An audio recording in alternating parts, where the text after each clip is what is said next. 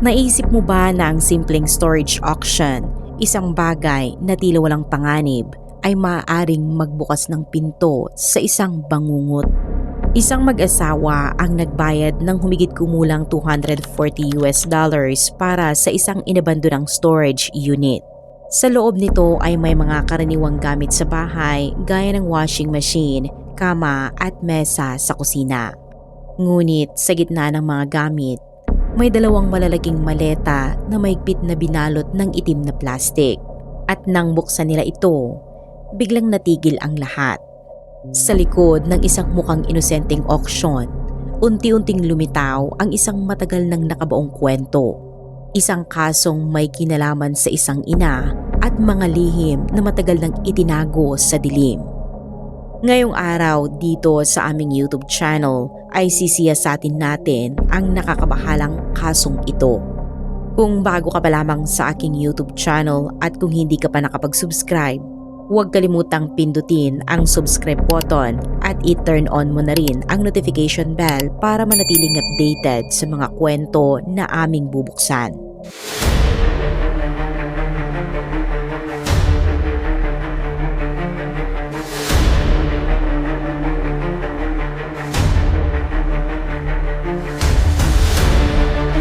Marahil ay pamilyar ka sa mga konsepto ng mga auksyon ng storage unit. Isang sugal kung saan walang nakakaalam kung ano ang laman. Noong ika-11 ng Agosto taong 2022, habang unti-unti nang humuhupa ang pandemya, isinagawa ang isang online storage auction sa New Zealand. Doon, nanalo sa bid sina Mr. Hongi at ang kanyang asawa na si Annie sa halagang 401 New Zealand dollars para sa isang unit sa safe store. Habang nililinis nila ang mga laman nito, napansin nila ang dalawang maleta na binalot ng paulit-ulit sa itim na plastik. Ngunit nang ilipat nila ito papunta sa kanilang sasakyan, biglang kumalat ang isang matapang at hindi kanais-nais na amoy. Dahil sa kaba at pag-usisa, huminto si Mr. Hongi sa gilid ng kalsada at sinubukang silipin ang laman. Habang tinatanggal ang bawat patong ng plastik, lalo pang lumakas ang amoy. Sa huli, hindi isang gamit ang kanyang nakita, kundi ang katawan ng isang batang lalaki na nakapulupot at bihis pa. Agad na dumating ang mga otoridad. Sa loob ng dalawang maleta ay natagpuan ang mga labi ng isang batang babae at isang batang lalaki na kapwa nakaayos sa masikip na posisyon. Patay sa pagsusuri, napag-alamang matagal na silang wala. Sa pamamagitan ng mga record ng storage unit, nakilala ang mga bata bilang si Yuna, 10 taong gulang at si Minwoo, 6 na taong gulang. Ang umupa ng unit ay walang iba kundi ang kanilang ina, si Leon G, na agad naging pangunahing suspect. Ipinanganak si Lee sa South Korea noong 1980 at lumipat sa New Zealand noong siya ay teenager pa lamang. Lumaki siya sa isang relihiyosong pamilya at aktibo sa simbahan, kung saan nakilala niya ang kanyang magiging asawa na si Ian Jo. Nagpakasal sila noong 2006 at nagkaroon ng 2 anak sa mga sumunod na taon. Sa panlabas, maayos at tahimik ang kanilang buhay. Ngunit noong 2017, nagbago ang lahat nang ma-diagnose si Ian ng malubhang karamdaman. Sa kabila ng gamutan, pumanaw rin siya makalipas lamang ang ilang buwan. Mula noon, unti-unting bumagsak ang kalagayan ni Lee. Ayon sa kanyang ina na si Chunji, nagpakita siya ng matinding pagkalungkot, kawalan ng gana at mga pahayag na labis na ikinabahala ng pamilya. Dahil dito, pansamantalang tumira si Chunji sa kanilang bahay upang bantayan ang kanyang anak at mga apo. Sa mga sumunod na buwan, nagkaroon ng sunod-sunod na paglalakbay si Lee kasama ang mga bata at gumastos ng malaking halaga. Nang sila'y makabalik, sinabi ni Lee sa kanyang ina ang isang pahayag na hindi niya malilimutan na nais na raw niyang sundan ang kanyang asawa kasama ang mga bata. Sinubukan ni Chunji na pigilan at pakalmahin ang kanyang anak. Sa isang sandaling tila magaan ang usapan, naniwala siyang unti-unti nang bumubuti ang kalagayan ni Lee. Ngunit gaya ng makikita sa mga susunod na detalye ng kaso, iyon pala ay isang maling pag-asa. Mula nang sumakay si Lee papuntang South Korea, tuluyan na siyang nawala sa abot ng komunikasyon ni Mrs. Chunji. Kahit ilang beses siyang tumawag o nagpadala ng mensahe, walang kahit isang sagot. Dahil sa labis na pag-aalala, nakipag-ugnayan siya kay Jimmy, ang nakakatandang kapatid ni Ian, kung baka alam nito ang kinaroroonan ng anak at mga apo.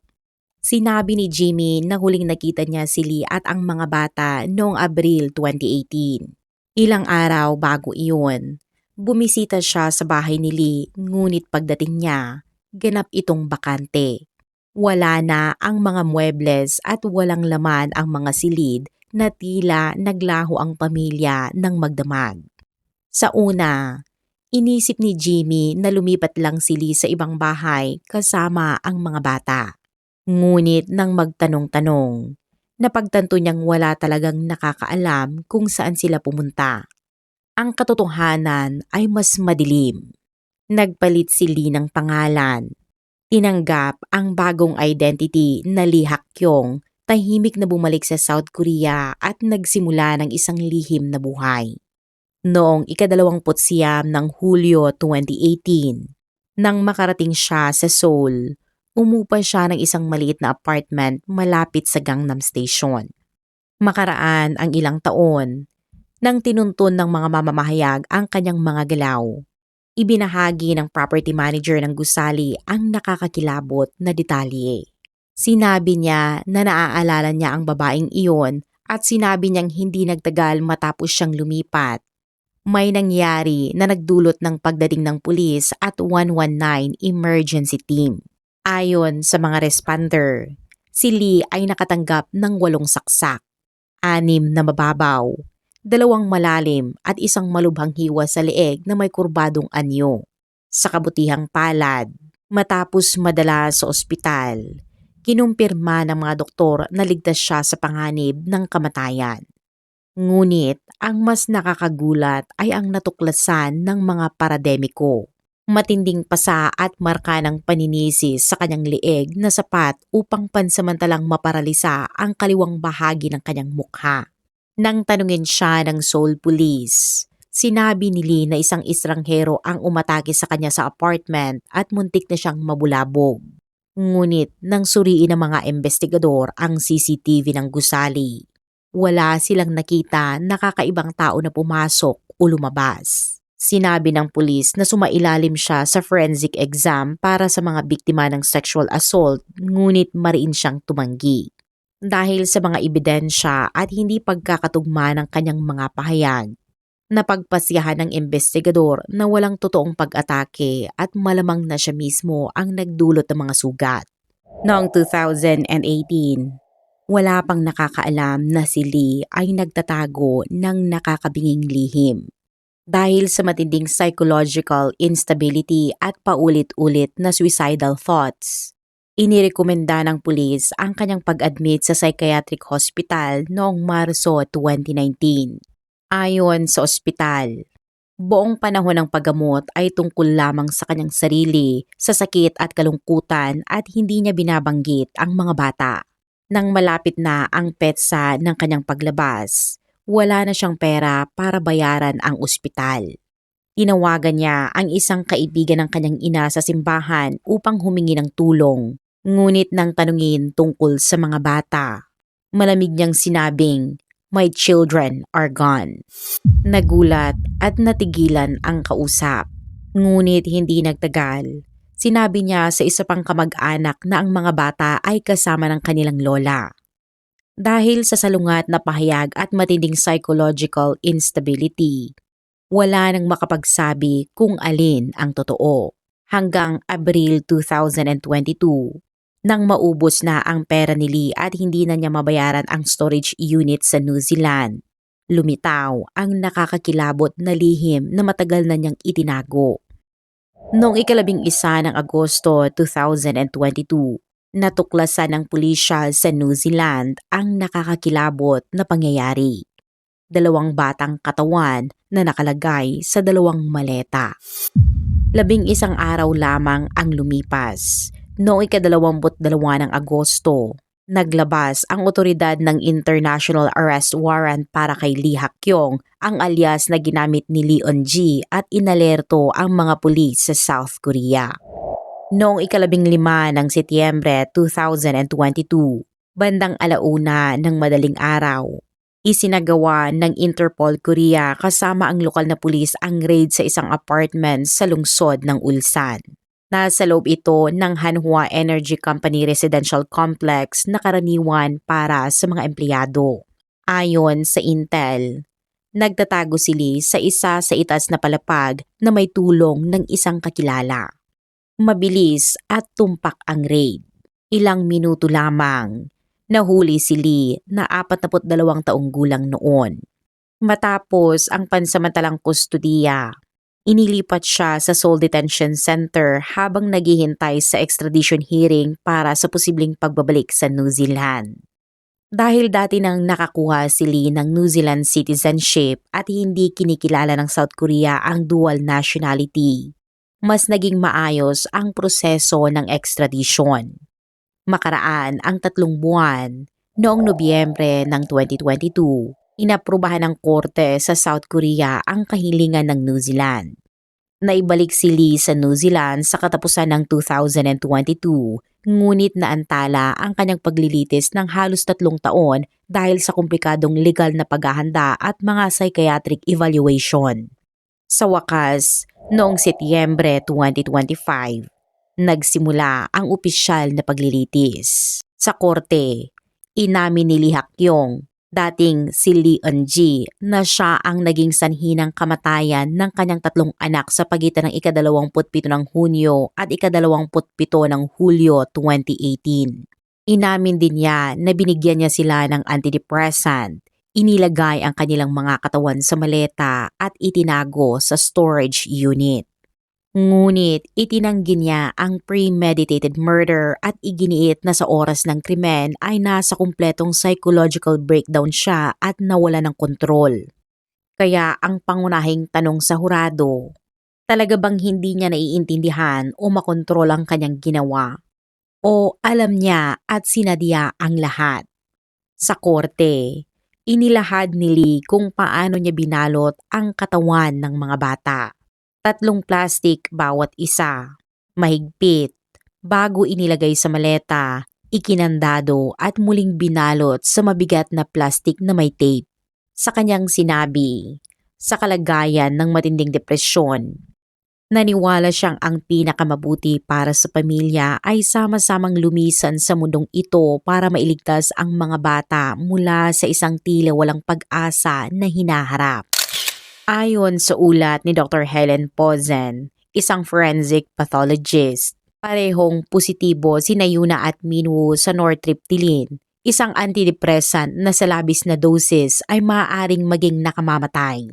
Dahil nailagay sa maleta ng matagal, hindi matukoy kung overdose, suffocation o iba ang direktang sanhi ng kamatayan, ngunit walang natagpo ang panlabas na pinsala sa mga bata. Sa paglilitis, ipinakita ng forensic accountant ng prosecution ang credit card records ni Lee. Tumaas ang kanyang gastusin ng 1,397% matapos pumanaw ang asawa, mula 800 New Zealand dollars kada buwan hanggang halos 12,000 New Zealand dollars at hindi pa kasama ang gastusin sa libing. Kabilang sa mga ginastos ang international flights at luxury hotel. Mula Hulyo 2018, nang ipadala ang maleta sa storage hanggang Abril 2022, nang hindi na niya mabayaran ang unit, umabot sa 16,330 New Zealand dollars ang bayad niya sa safe store. Ayon sa prosecutor, ang lahat ng ito, kabilang ang rental unit, transportasyon ng katawan, pagpapalit ng pangalan at paglipad sa South Korea ay napatunayan na alam ni Lee ang kanyang ginagawa at mali ito. Ang digital forensics ng pulisya ay nagpapakita na ang huling aktibidad ng mga bata sa PlayStation ay noong ika-27 ng Hunyo 2018. Si Hiro Minwoo at Princess Yuna, 35, ay nakakuha ng Minecraft achievement sa umaga, katibayan na parehong buhay pa ang mga bata sa ordinaryong hapon, naglalaro at hindi batid na iyon na pala ang kanilang huling araw. Mahigit 40 witnesses at eksperto ang tumistigo para sa prosecution habang isa lamang para sa depensa. Isa sa mga nakakapukaw ng pansin ay si Roger McLaren, empleyado ng moving company na naglipat ng gamit ni Lee sa safe store noong Hulyo 2018. Inilarawan niya si Lee bilang maayos, elegante at nakamas sa parehong bihira pa ang pagsusuot ng mask sa publiko. Ngunit kakaiba ang kanyang kilos. Walang pakialam sa kung ano ang unang ipak. Walang iniwang instruction na parabang wala siyang emosyon. Napansin din ni McLaren ang 2 maleta sa likod ng bahay na natatabunan ng basura at iba pang gamit. Nang subukan niyang buhatin, ito ay napakabigat na may humigit kumulang 50 kilos. Sa korte, nanginginig ang kanyang boses nang sabihin niyang minsay nagbiro siya sa kanyang kasamahan na sinasabing, paano kung may katawan sa loob? At hindi niya inakala na magiging totoo iyon. Si Jimmy Joe na nakakatandang kapatid ni Ian ay nagpatunay na kahit noong huling linggo ng buhay ni Ian, hindi dinala ni Lee ang mga bata upang makita ang amang may sakit. Nagulat din siya noong ika-26 ng Abril 2018 nang bumisita siya sa bahay ni Lee at nakita itong malinis, maayos at walang tanda ng krisis. Si Sophie Dun, grief counselor sa hospice, ay nagpahayag na si Lee ay labis ang kalungkutan at galit at nawala ng pananampalataya matapos mawala ang kanyang asawa. At si Mary Robinson, guro ng mga bata, ay nagpahayag na si Yuna at Minwoo ay mababait, masipag at minahal ng lahat. Ngunit pagkatapos ng karamdaman ni Ian, si Minwoo ay unti-unting naging tahimik, malungkot at naglaho ang kanyang dating sigla. Noong Nobyembre 2017, ilang linggo matapos mamatay si Ian, sinabi ni Lee sa guro na iyon ang huling araw ng mga bata sa paaralan. Plano niyang dalhin sila sa Gold Coast, Australia para magkaroon ng masayang alaala bago lumipat pabalik sa South Korea kung saan makakatulong ang pamilya niya sa pagpapalaki ng mga bata. Sa korte, sinabi ni Mary Robinson, guro ng mga bata na noong panahong iyon, hindi niya inakala na may mali si Lee. Ayon sa kanya, tahimik itong nagsalita, nakangiti ng magalang at tila nakatuon lamang sa pagbibigay ng masayang bakasyon sa kanyang mga anak. Naniniwala ang lahat na si Lee ay simpleng lumisan sa New Zealand upang magsimula ng bagong buhay sa South Korea kasama ang mga bata.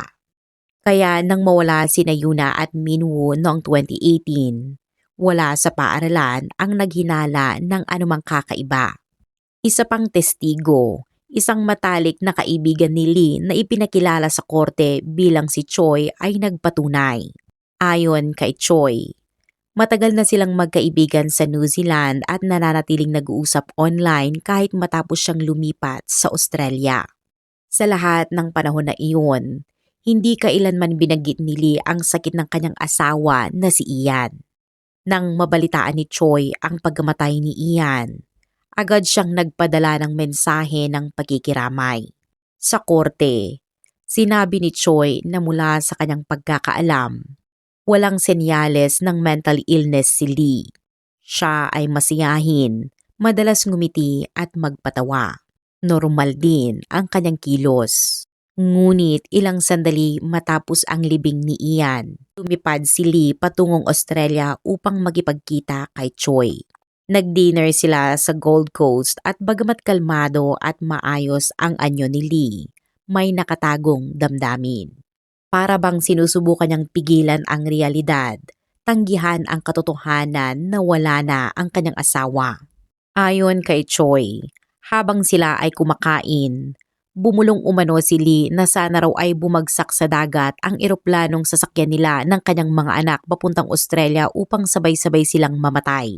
Dagdag pa ni Choi, sinabi rin umano ni Lee na kung maaari raw sanang ang kanyang mga anak ang mamatay sa halip na si Ian, hindi na raw sana niya mararanasan ang matinding sakit na kanyang dinadala.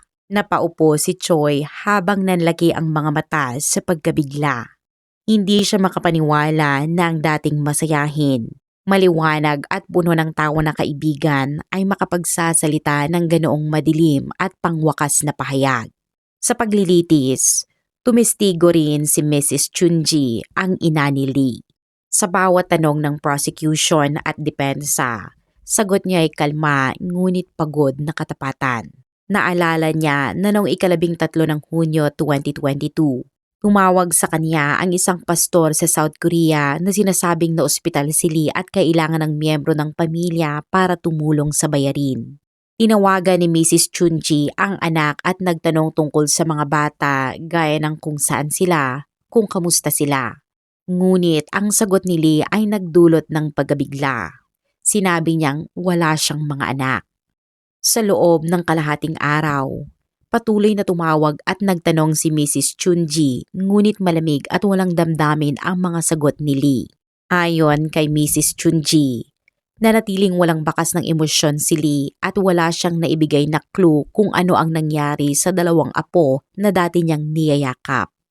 Dahil alam niyang nasa psychiatric hospital at hindi stable ang isipan ng anak, nagpasya si Mrs. Chunji na bayaran ang ospital at lumipad patungong South Korea para makita siya ng personal. Nang kumalat ang balita sa simbahan sa New Zealand, nagtipon-tipon ang mga miyembro ng kongregasyon at nag-donate upang matustusan ang biyahe ng ina. Sa tulong nila, nakarating na siya sa South Korea. Sa loob ng mahinang ilaw ng ospital, makalipas ang maraming taon, muling nakita ni Mrs. Chunji ang kanyang anak na si Lee. Namumutla, tahimik at tila wasak ang anyo nito. Naisa na niyang tanungin ang tungkol sa mga bata, ngunit naalala niya ang babala ng doktor na huwag magsabi ng anumang makakapagpagalit sa pasyente. Kaya nanatili siyang tahimik, nakaupo sa tabi ng kama ng anak at pinipigilan ang luha habang pinagmamasdan lamang ang kanyang paghinga. Hindi hanggang sa makalabas si Lee sa ospital nagkaroon ng lakas ng loob ang ina na muling tanungin ang tungkol sa mga bata. Ngunit nanatiling tahimik si Lee. Hindi siya sumagot tungkol sa kanilang mga anak. Ilang sandali lamang ang lumipas nang mabuksan ang storage unit sa New Zealand. Lumabas ang nakakakilabot na katotohanan. Agad na inaresto si Lee at doon lamang nalaman ni Mrs. Chunji ang malupit na realidad. Ang dalawang apo na kanyang ipinagdasal at inalala ay pinatay ng kanilang sariling ina. Sa korte, nagtawag ang depensa ni Lee ng kanilang una at nag-iisang testigo, si Dr. Kelly na isang psychiatrist. Ipinakita niya ang psychiatric evaluation ni Lee at iginiit ng ina ay nakakatugon sa kriteriya para sa diminished criminal responsibility dahil sa matinding sakit sa isip. Ayon kay Dr. Kelly, si Lee ay dumaranas ng major depressive disorder at naniniwala na haharap sa mas malupit na kapalaran ang kanyang mga anak kung mabubuhay sila nang wala ang ama o kung matutuklasan nila ang katotohanan. Kaya ang konklusyon ng doktor, legally insane si Lee noong naganap ang krimen. Ngunit mariing tinutulan ni Prosecutor Natalie Walker ang pahayag ni Dr. Kelly. Iginiit niya na walang malinaw na ebidensya na si Lee ay nasa psychotic state noong pinatay ang mga bata. Binanggit rin niya ang kontradiksyon sa sariling mga pahayag ni Lee. Minsang sinasabing wala siyang mga anak at minsan ay sinasabing ang mga ito ay nasa charitable facility. Ayon kay Walker, hindi ang salita ni Lee ang mahalaga, kundi ang katotohanang ipinapakita ng kanyang mga kilos. Dahan-dahan niyang inilarawan ang mga huling araw ng Hunyo 2018. Noong 27 ng Hunyo, habang naglalaro pa ng Minecraft ang mga bata, lihim na isinakatuparan ni Lee ang kanyang plano. Nag-fill out siya ng envelope sa peking pangalan at ipinadala sa Department of Internal Affairs. Bumili ng garbage bags, garden liners at heavy-duty tape at hinalo sa fruit juice ang nakamamatay na antidepressant upang ibigay ito sa kanyang mga anak. Matapos mamatay ang mga bata, hindi siya umiyak, hindi nagluksa at hindi rin sinubukang tapusin ang sariling buhay. Kinabukasan, ika-28 ng Hunyo, nag-apply siya online para sa driver's license sa bagong alias at pinirmahan ang kontrata para sa storage unit sa Safe Store. Sa sumunod na araw, pumasa siya sa driving exam. Nagpunta sa beauty salon at nagbayad ng $900 New Zealand dollars para sa luxury hair at eyebrow tattoo. Noong ika-30 ng Hunyo, bumalik siya sa hardware store para bumili ng garbage bags at padlock. Ilang ulit rin siyang bumisita sa Safe Store kung saan inilagay niya sa madilim na sulok ang mga maleta na may laman ng katawan ng kanyang mga anak. Sa sumunod na linggo, maayos niyang nilinis ang bahay, tinapos ang lease, kumuha ng emergency passport sa bagong alias at inilipat ang natitirang gamit sa storage unit. Na lahat ng ito ay pagtatakip sa kakilakilabot na katotohanan. Noong ika-29 ng Hulyo, nag-book si Lee ng business class flight pabalik sa South Korea habang nakangiti na parang walang nangyari. Sa closing argument, iginiit ni Walker ang kontradiksyon sa depensa. Si Dr. Kelly mismo ay kinilala na sa kabila ng depresyon ni Lee, alam niya na mali ang ginawa nito. Ang pahayag na iyon ang nagwasak sa buong depensa. Kaya matapos ang 3 oras ng deliberasyon, bumalik ang hurado at naghatol ng guilty. Sa hatol na iyon, tahimik ang buong silid. Ang kasong yumanig sa New Zealand ay opisyal nang nagtapos. Dahil walang death penalty sa bansa, ang kapalaran ni Lee ay life imprisonment na may posibilidad ng parol pagkalipas ang ilang dekada. Ang pagiging ina, ang pinakabanal na ugnayan at ang likas na instinktong isakripisyo ang lahat para sa anak, ay sa kasong ito ay napasakamay ng kawalan ng pag-asa, nalunod sa ilusyon at nilamon ng kadiliman. Ito ang trahedya ni Lee Eun-gi, na kilala rin bilang Lee Hak-yong na mananatiling alaala ng malupit na pangyayari sa New Zealand para sa mga susunod na henerasyon. Ano ang masasabi ninyo tungkol sa kasong ating tinalakay sa araw na ito? Huwag kalimutang ibahagi ang inyong saloobin sa comment section sa ibaba at huwag din kalimutang ikomento kung taga saan kayo at anong oras nyo ito napanood para malaman namin kung saan umabot ang aming mga viewers. Kung mahilig kayo sa mga madidilim na kwento, misteryo at malalim na investigasyon, huwag kalimutang mag-subscribe sa aming YouTube channel para sa mas marami pang investigative stories na aming ihahatid.